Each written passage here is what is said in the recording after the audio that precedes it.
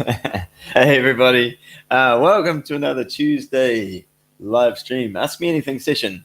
Nice to be here with you all, and it is starting to become summer in New Zealand. It's very, very nice. Some sunshine, some warm days. So to everyone in the UK, I'll send you some good sunshine New Zealand vibes, I guess. Just just while we get started, hey Ravi, hey Josh, cheers for tuning in.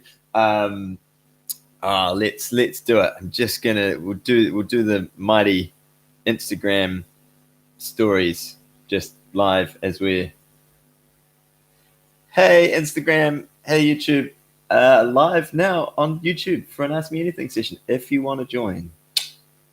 It's my social media marketing campaign for tonight. From Utah. Hey George, cheers for tuning in. Thanks for being here. It's probably a weird hour in Utah. I'm not sure. Quite late at a guess. But yeah, thanks for tuning in, everybody.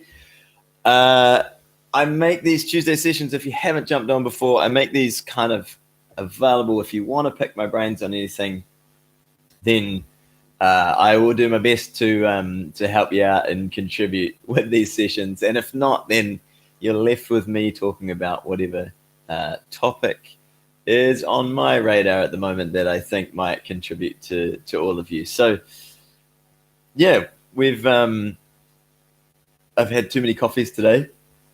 Gone for a cup of tea, have a guitar, have a voice, and through the magic of the internet, we're all connected. So appreciate you all being here. Hey, Ravi.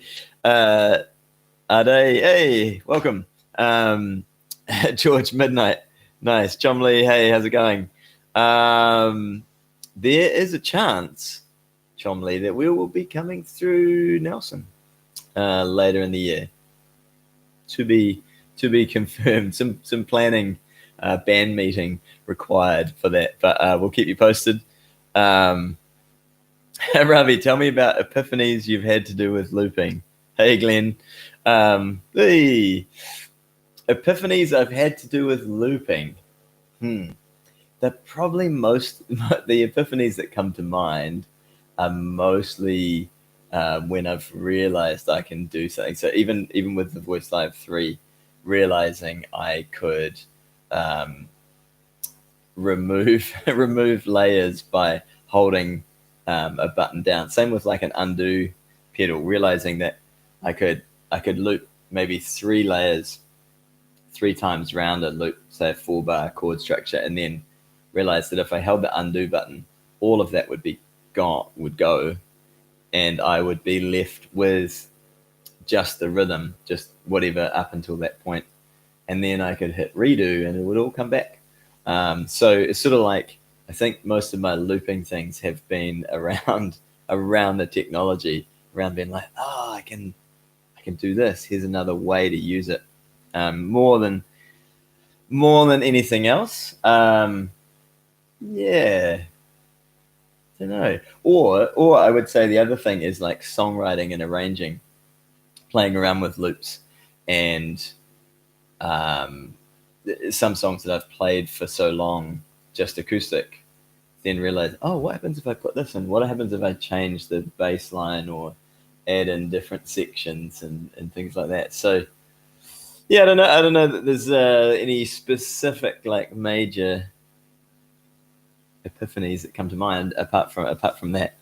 Glenn, the only Amy Winehouse song I do with a loop is Valerie, and I tend to loop the verses only on one track, and then on the other track a rhythm only. And so when it goes to the "Since I come on home, well my body's been a mess," then I kill the chords and I keep the rhythm. I kick on the OC3, which means I have both the bass and my guitar coming through. And there's a video where I talk about using the OC3. I roll off so that only the the fifth and sixth string really on the guitar, get the bass. So it still gives me a full sound through those parts, and then I kick back to the loop. But it's the only Amy Winehouse song I do. Full stop.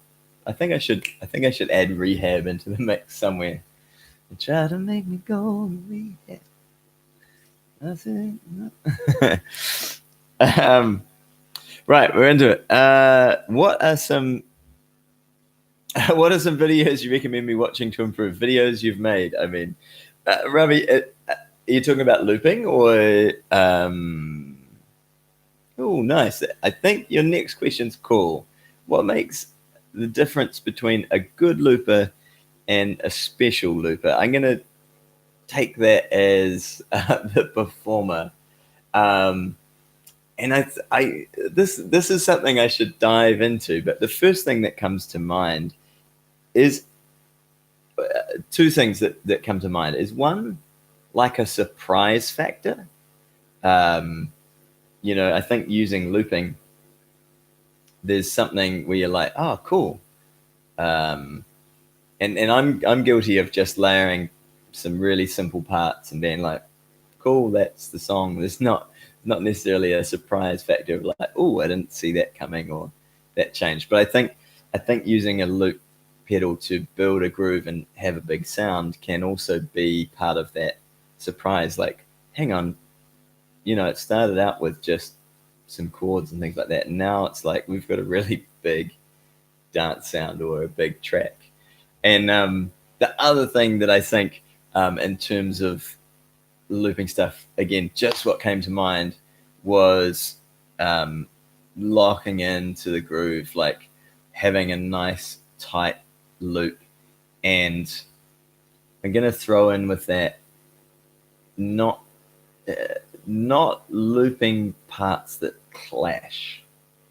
There's a really good Paul Davids video actually where he talks about, it might even be his maybe 7 fun songs with a loop pedal or something like that, and he just talks about layering, and I think he keeps it super simple. It's a tiny segment of the video, but it's literally talks about arranging your loop a little bit like a band.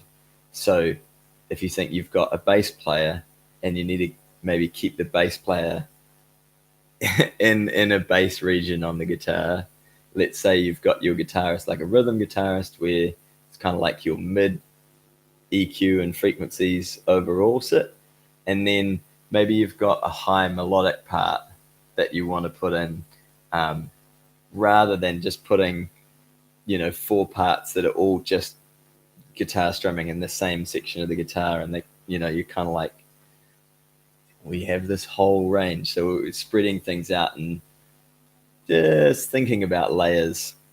So there you go. That's what came to mind, man. Sweet. Yeah, there's heaps of stuff out there, and the cool thing is that we all do our own own things with it. So I had a question just before jumping on here from Stephen on the mighty Instagram. So thanks, man. Talking about EQ settings. I'm just going to go into it briefly. Stephen, this is for you. There's a video on my channel where I talk about my acoustic guitar EQ, and it's really, really boring. It's very flat on the Voice Live 3. There's not a lot happening. And on my acoustic guitar on the pickup, I just have the bass raised a little bit, just for some more bottom end coming out of the guitar. And I try and, I guess, get as good a sound as I can at each stage. So I'd start with your guitar and your pickup. Just go into your system with flat EQ on the desk, and just try and get the best sound you can from your guitar with the pickup. And then EQ further if you want to adjust things tone-wise on the desk to kind of correct from there. Or if you're using the Voice Live 3, then on the Voice Live 3, then on the desk. to get your tone. So you're kind of working from the best sound you can start with from the guitar. Because if if you try and do everything from the desk and work backwards, it just seems a very strange way to work. But I also want to share, man, and we'll get into the vocals in a second. I also want to share, because I just put that little version of You Can Call Me Al on from a gig this weekend on Instagram. Is I recorded each track from the live track, the Zoom live track that I use, and the sound from the camera is honestly the best audio. And that seems weird, but it's because the sound, once everything goes through my PA system, is coming out how I want people to hear it. So it's kind of like compensating for speakers and the room and all that sort of stuff. So that actually sounds the best. It's a little bit muddy. It's the camera sitting on the sub. And when I go into, and I added all three individual tracks. So one is my vocal from the live track, just the raw vocal. One is the guitar, and one is the stomp, the wild dog stomp pedal that I'm using as a kick drum. Hey everybody, if you just joined, I will jump in and get to some questions in a mo. But I'm just going through EQ for my guitar, Voice Live 3, and vocal setup.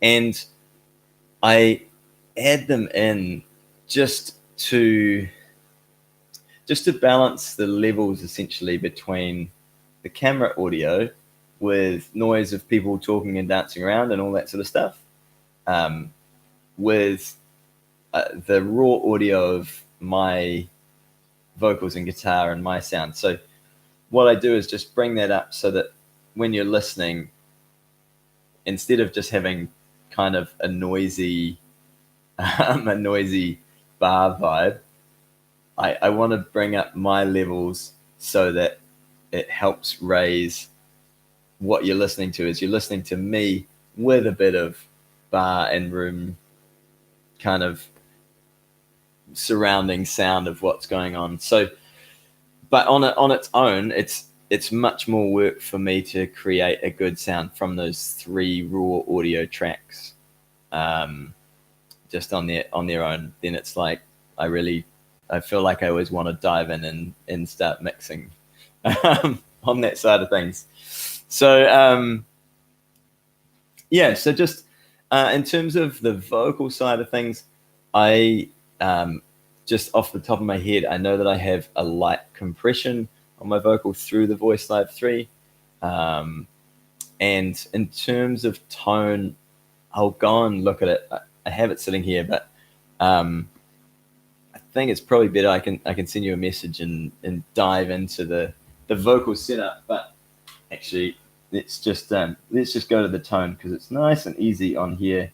And then if you're watching along and you're like curious what tone I have on my vocals, then currently I have for those of you that have a Voice Live 3, I have the shape set to 51, compression is at 25, and the de-essing function is at 41. And then down, compression mode is adaptive. The warmth is on, and that's really it. So I mean, if you want to copy them, feel free to like rewind this video when it all gets processed by YouTube. But yeah, that's the basic shape: 51, compression 25, DS 41, and then the warmth is on, and the compression and EQ mode is adaptive. I have played around with it differently at times, but yeah, I tend to on the desk, I tend to roll off, especially if I'm running a sub, I tend to roll off the low frequencies on my voice, just enough that I still have a warmth and richness coming through. If you roll everything off, your voice tends to sound very thin. So we want to avoid that, but and that will depend on, again, the speakers and system you're running through. So that's what I do. I hope it's helpful for you, man, in terms of setting some stuff. So Jonathan, hey, Double Musics, hi, how's it going? Ravi, right, let's some comments. Any tips or recommendations to learn to EQ on a door? Thanks. Jonathan, well, I'm streaming early because we've gone through daylight savings. So I think if you have daylight savings and it kicks in, it'll end up being later again. But yeah. So EQing on a door,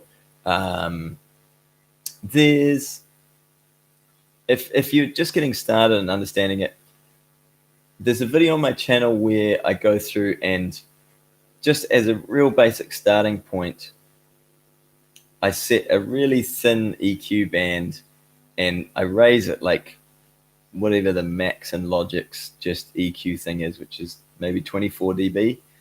And I literally drag it through the frequency range and you'll hear like frequencies, resonant frequencies that really stick out. And then I take that down.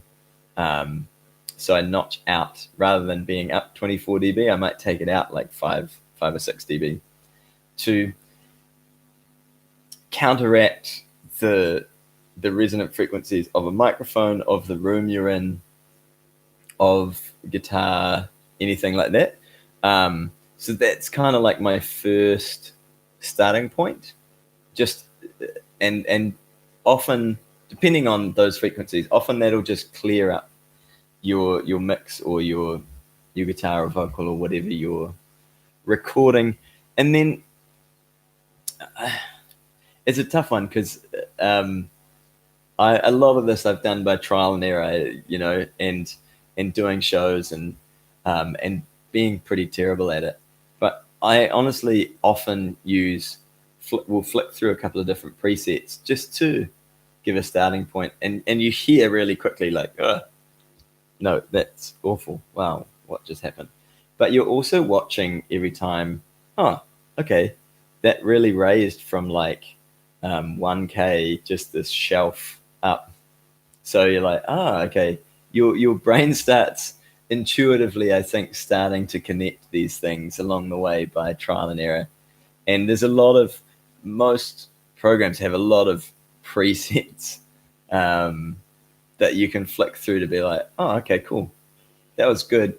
If you just take a little bit of notice to compare them, you start learning. This is literally what I did along the way. You start learning, oh, okay, right. That sounds terrible. That sounds good. And then when you come to mixing, it's like a whole nother game, because if I just have acoustic guitar and vocals, I want quite a lot of bottom end on my guitar to fill out the sound. There's nothing else in that low frequency space. But as soon as we put a bass into the mix, I actually want my guitar to sound on its own thinner. So I'm going to roll off a lot more of the bass. And it kind of, if you like it, like we talked about layering before in loops, it now leaves some space for the bass loop, the bass guitar in your mix. So literally, as I'm saying this, I'm thinking, I'm like, I've come across this a couple of times where when I'm looping, I've got too much bass on the guitar, and then I add a bass guitar track, and the mix is not great because they're essentially fighting each other. And I've been looking at how I do this for Senorita at the moment, the Shawn Mendes tune, and playing around with, because the bass line moves around a bit in it, and I am finding that it clashes a bit with the guitar if I play all 6 strings. So I've been playing 4 strings mostly for the guitar part in there, just the top 4 strings, so that I can put the bass in, and there's space for it, which is not ideal, but considering and either having a step function on my main setup with the Voice Live 3 that has a rolled off bass. So if I'm doing a loop track where I know I'm adding bass, they clash. I can start with a slightly thinner guitar sound, but then when I put the bass in, it's more balanced. So haven't done it, but just a thought that I might play around with, or yeah, another another preset. So yeah, I hope that helps, man. Is it curious if there's anything in particular you feel like you're struggling with? But yeah, maybe that gives you a bit of a starting point. I'm definitely not an expert on it. I'm really not. A lot of what I've learned is by trial and error, and sometimes I feel like, yeah, I got a really good mix. Sometimes I'm like, oh, don't know that it's all working out so well. And one thing I have found actually valuable mixing is to mix everything. If I'm feeling like it's not really working, I genuinely delete everything and start again. And somehow in that process, I feel like my ears have um, heard what's going on, and when I remix, it's sort of like, it's much better. But yeah, genuinely happens quite a lot. I delete everything and start again if it's really not working. Hey everybody, if you've just joined, welcome. Double Musics. Hi, can you check out my YouTube channel? I do a lot of live looping videos. Love your videos. Awesome. Cool. Thanks for being here. Who knows? Maybe I will get a chance to sit down and check them out at some point. Thanks for the comment. Ravi, I'd like to understand his mixing for different speakers. I just mix till it sounds good on my headphones, and then when I hear it through my mobile, yeah, it doesn't sound the same. There's heaps of different things you can do and learn, but for example, the you can call me Al video I put up today on Instagram is literally sounds lovely on headphones. There is no it's barely audible. The kick sound that I have on it from my phone, because the bottom frequencies are just not there nearly as strong. So there's some things that you're just going to lose, and it's a juggling act. And there's some kind of, I guess, things that you learn, like the attack of a kick. If I wanted to go back and be picky, is I'd try and find the point, like the higher frequency that'll and I'd boost that to compensate on a phone so that the frequency is still coming through, because it's in the range up here where a phone has, rather than this bottom end where it's missing. And you're going to hear it like a tap. Well, that could actually sound too. It's going to sound deep because the microphone's sitting on the table. But you could have it so that your kick sounds like a higher tap by raising a higher frequency, so that listeners know there's something else in the mix when they're on a phone. But it's a slippery slope, I think, of finding like the perfect mix for every different phone, laptop, little portable speaker, versus car stereo versus home stereo versus your PA speakers, and in different rooms and environments. And that's not it's not my area of expertise. So I'll like pass you on to someone else on that, I think. But yeah.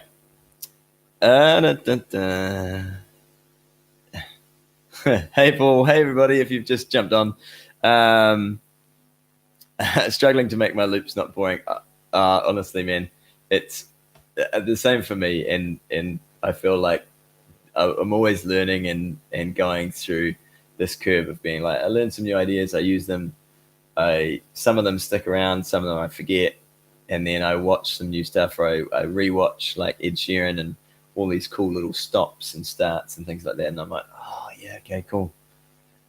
All that can be brought back in or played around with more. So hey Josh, practicing to play live acoustic covers. How long into playing live were you happy with your set? Or were you very confident before you played your first gig? I was very unconfident playing my first gig, brother. My first gig was playing for a parent-teacher kind of barbecue night at my high school, and um, I had my guitar, and the school had a keyboard amp, and uh, the head of music, Graham, who I have massive, massive appreciation for, um, was like, yeah, like I obviously enjoyed playing and singing. I was pretty terrible, I think. Um, and yeah, he set me up with a microphone and stand and plugged it in, and he EQ'd whatever reverb volume.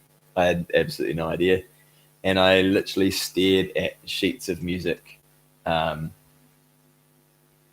playing whatever songs I'd learnt, just literally going with a microphone here, staring at the book.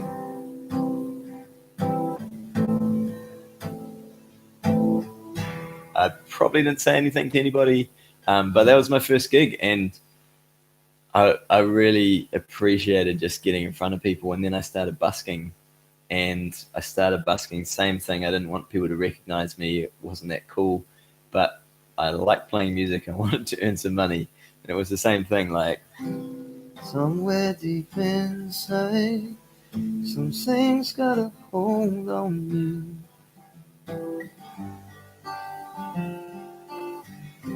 And as I started playing, I started getting confidence, and I started like looking up a bit more and enjoying entertaining people and seeing smiles and things come back. So it's definitely a process, um, but uh, a lot happens as you start kind of walking the path, being like, okay, I'm just going to do a gig. It doesn't really matter how you go, I think, to start with. And I read a quote the other day. It's like, you don't have to be good to start, but you do have to start to be good. And I think that's super appropriate here. Same as picking up the guitar. It's like they're both actually separate skills, and performing, to get good at performing, one of the best things is to go and perform. I'm pretty sure Eric Clapton didn't go on stage for some of his first gigs. Like, he hid behind the curtain because he was too nervous and awkward. Correct me if I'm wrong, but somewhere along the way, I feel like that's how he started out as well. So it's sort of like you don't have to necessarily be confident to start and just feeling like, yep, I'm totally gonna crush it. But if you can get started, man, then yeah, cool. Is there anything on your radar in terms of gigs that you would like to do, or open mics, that sort of stuff? Curious. Okay, we got all the questions. Hey, Lewis. Um, what do you think of longer loops like 12 bar blues or even 32 bar jazz standards? Any tips? Um, Honestly, I think they're fine. They're great. I think, be wary of maybe if everything is like a long loop, if every song is a long time to set up, can be an interesting one for an audience. So I'd maybe mix it up. But 12 bar blues is great. And um, yeah, I would suggest if you're singing or playing, um, just be wary of how long each loop takes to set up. Which, again, depending on the environment, depending on what's happening, maybe that's fine. But it can get a little bit like, instead of really playing that first loop, playing the chord progression and being into it, it can be like, we do this as performers too. Like, this part's not a performance. This is just me recording, because I have to record to be able to do the next thing. So if you can stay present and engaging, entertaining, performing, and being into that while you're looping, I think that makes a big difference as well.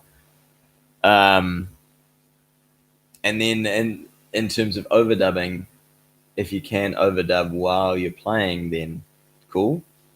Or again, if you want to do a rhythm track, having a 2-track looper where you can maybe do 1 or 2 bars of a rhythm that sets you up, and then your 32 bar loop. Then again, it makes things a little bit smoother, a little bit better for your audience, I think, than if you do a 32 bar loop and then you want to put a rhythm on top of that, and it's another 32 bars, and you're like, okay, for however long. So yeah. Hey Ravi, honestly, brother, advice for starting busking. My advice is just to start, just absolutely to start. Find somewhere, and sometimes you'll probably get moved on, sometimes not. Um, then and also just being aware of what feedback you get. Like, I would aim to make great relationships and connections with the places that you're playing. um, I still make a point at different shows to, um, if I'm playing where I'm paid at a bar or a venue and I'm sitting up next to a table, I go up to them and just say, hey, look, you guys at front table, feel free to, like, connect any favorite tunes, whatever, some sort of connection. But also, honestly, I've got volume controls on absolutely everything, so I can turn it up, I can turn it down. Feel free to give me a nod, if there's an issue, because I'd way rather someone just came and said, "Hey, would you mind doing this?" And I can adjust things to match. I can crank another speaker maybe that's not by them to start with in this one. But I'd rather, same with busking, I'd rather go in, and if I'm busking outside a cafe or a coffee shop, be like, go and buy a coffee and be like, hey, I'm gonna be singing some songs outside, like, um, yeah, you know, um, I feel like, where would suit, can it, do you mind if I stand right in your doorway? Probably yes. But like, if you're off to the side, then I think if you've already made a connection and approach, then people are much more comfortable about saying, hey, like, dig in the music, man, all good, but would you mind just going slightly there, rather than just coming out angry because they don't know you at all and being like, can you just get lost? Um, yeah, so I don't know. It's I think those connections, and just being a human is real valuable, because not everyone likes what we do, regardless. Um, you can take uh, Eric Clapton or John Mayer or Stevie Ray Vaughan and be like, but they're amazing, and it's like, yeah, but not everyone's into the style of music that they do. Like, so doesn't mean you're not good or that sort of thing. It's like, not everyone's going to be into what you're up to. Um, Phew. How do you compromise covers so that the crowd wants but have played to death, and ones that you love but are lesser known and may not go over as well? Josh, for me, it's just time. It's time. For me, it's understanding what gig I'm doing and how how important it is. Like, if I'm playing at a wedding for someone, I'm literally gonna be like, read the vibe. And after years of performing, it's this weird thing where you can kind of see people. I don't know if it's how they're dressed or energy or a vibe, and you're like, this song would be good. Um, and obviously, over time as well, I've gotten feedback thinking, I think this will be work here, and just been like, nope, I just cleared the dance floor. Literally, I've done that. And you just adjust really quickly. You're like, should we keep playing this song, or should we just wind it up and move back into something else? So, um, if I would say, depending on the gig, like, go for gold of doing what you want to do. If you feel like it's more relaxed and that sort of thing, I think you'll start to sense whether you're losing people, whether they're like, oh, that was cool, I like that, and you can, maybe you've done 4 or 5 like cool arrangements of stuff that you really enjoy, and you feel like there's not a connection or engagement. Um, in which case, sometimes just playing a real classic tune, again, based on the age of people and what they might, be into.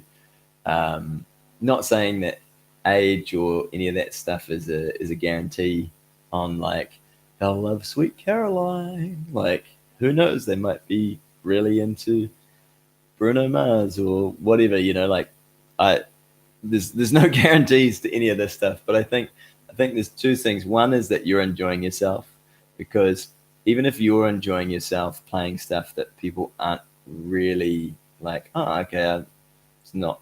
He didn't play necessarily my favorite tunes, but he was cool. And New Zealand's really guilty of this.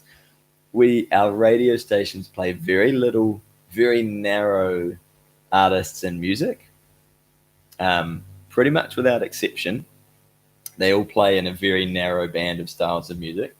It's not that varied. So the New Zealand public in general are pretty narrow-minded on what they want to listen to a lot of the time. In a just This is me totally generalizing, but if you've grown up listening to the radio and they only play between here and here music-wise, and someone's playing out here, it's all unfamiliar to them. So it's like, you know, just in culture, not even in terms of what you're doing. So yeah, having I'd just say having a few that you're like, if people feel like you're playing your like B side, a few tunes that you're like, this is a Kiwi classic, or whatever, you know, something popular that they can like latch onto and be like, oh, this is familiar. I like him now.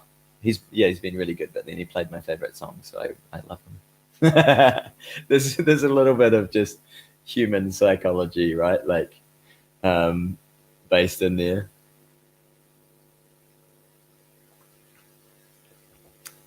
Yeah. Um, Ade, I'm gonna get to your question soon. I just I kind of wanted to put this in here, and I put like practice time for tonight's live stream for two reasons. Is one, I'm really frustrated at myself for my lack of practice at the moment, and I've had a lot going on. But it really bugs me when I don't spend time on the guitar playing, and it feels, anyone that's done any sport, as well as music, that sort of thing. Like, if you leave it for a week or two and you try and play or go for a run the same as you did where you left off, it's not the same. Um, and I feel like that literally every day, even playing every day. When I start playing the guitar the next morning, it's like, oh, damn it! It's like I've got to get. It takes 5 minutes to like get familiar and get comfortable. So I'm curious for all of you, your best practice routines, habits, anything that you've found super useful. I'd love to hear it if you put it in the chat. And the two for me, and again, like as I think back through this last little week, of being really, really busy, is I haven't really done these. One is having my guitar out, that it's out. It's not in the case after coming home from a gig and like putting it down and then not getting it out the next day. So having it out, handy, visible, so that at any moment I can just pick it up, and not necessarily intending to do like a practice session, but I'm spending time playing or experimenting, on it. And then the other one that's been really, really good for me this year is setting a timer. And a lot of days I've just had, it's not something I write down, but I set a 30-minute timer on my laptop, and just get through that early in the day, like of playing. And sometimes it's really structured, sometimes it's really not. It might be just working on the same, going to work on this, going to work on that, but I keep playing the guitar till the alarm goes off, and it's definitely focused on improving a skill or a song or a technique, as opposed to just totally noodling and that sort of thing. So they help me a lot, personally, skills wise. Yeah, rather than never practice, only ever play music. Cool. Nice, awesome, man. Yeah, I definitely practice. Very specific about it. I love playing and I love practicing. But yeah, for me personally, I have a bunch of things, especially skills wise, that I'm just like really find valuable. Finger flexibility and independence are the main ones that I keep working on because it just helps make things easy for me personally. Ade, right. I currently play the drums. I'm wanting to learn a new instrument. Heard if I learn the keyboard piano, it's easier to transition to a guitar after. What do you think? Any advice? I think if you haven't learned a melodic instrument, then keyboard or piano can be really, really good because it is. I'm going to probably get in trouble for this, but because it's linear, so we'll see which way this comes out on on video, but your low end of the notes is here, and every note you go in this direction gets higher in pitch. So on a guitar, that happens from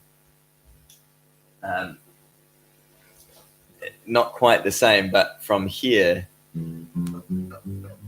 it gets higher. But if I go here, we don't sort of get to the end of this string and then start on the next string. We get to here, and then it starts again, all at the 5th fret and the 4th fret. So what happens is this note is the same as this note, and it's no longer a linear thing. It kind of jumps around. So there's two things that I'd suggest is I do think piano, something like that, gives a really good melodic foundation of understanding music principles. But also, if you love guitar and you don't enjoy piano, I would just pick up the guitar. There's so many guitarists that, it's not like a prerequisite. And you will absolutely learn all that stuff on the guitar. It will make sense. Again, if you spend the time and go through it. So I don't know if that's useful to you to explain, but I think go with what you love in terms of the instrument you want to play, and if you want to play piano as well, then great. Get stuck into it.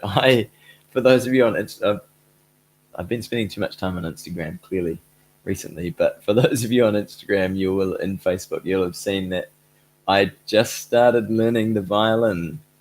Cool, man. Yeah, I just started learning the violin, and it literally is going back to basics. I'm enjoying the challenge of it. Very much training the ears and fingers to match pitching and accuracy.